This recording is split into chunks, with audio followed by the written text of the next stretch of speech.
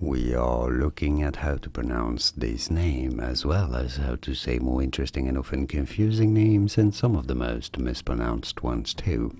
So make sure to stay tuned for this. How do you say this one? Well, generally in English this is said as RYA, RYA, but depending on the origin of the person or the country, well, and the accent, the language, it might be said also as RYA, RYA, as in Swedish, for example. This is said as RYA, RYA.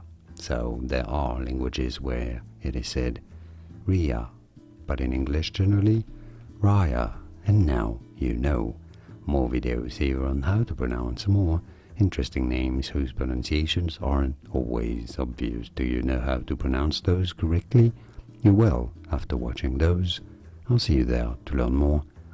Thank you kindly for watching this video.